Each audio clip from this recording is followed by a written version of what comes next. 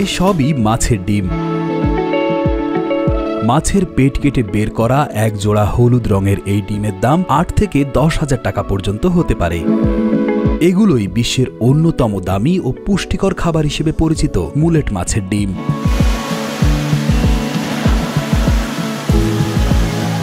চীন ও দক্ষিণ কোরিয়ায় অত্যন্ত জনপ্রিয় এই মাছ বাংলাদেশের উপকূলীয় এলাকায় পরিচিত পার্শে মাছ বলে।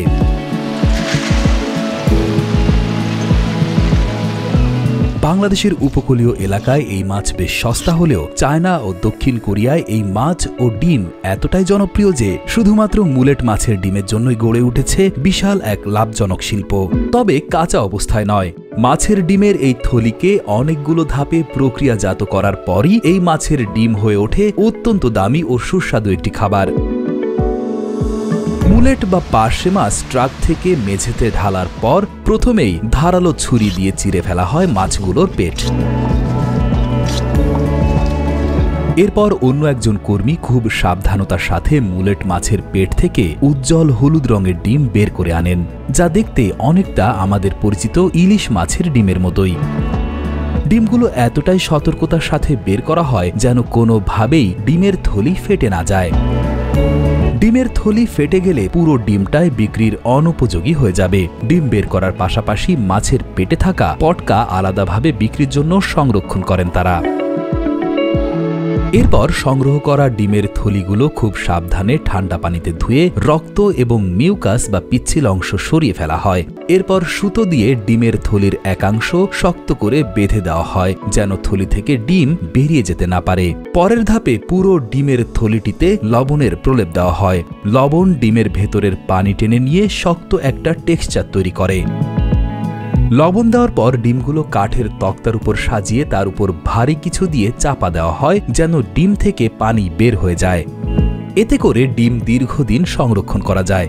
এভাবে চাপা দিয়ে সাধারণত ১২ থেকে ২৪ ঘন্টা লবণ দিয়ে রাখা হয় মুলেট মাছের ডিমের থলি।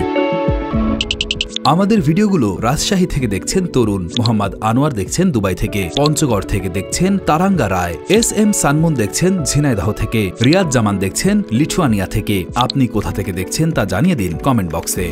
পানি ঝরে গেলে ডিমগুলো ৭ থেকে ১০ দিন রোদে শুকানো হয়। সম্পূর্ণ শুকিয়ে গেলে গ্যাসের আগুনে ডিমের থলিগুলোকে হালকা তাপ দিয়ে গ্রিল করা হয়। এরপর পাতলা করে কেটে অনেকটা চকলেটের মতোই প্যাকেট করা হয় মুলেট মাছের ডিম।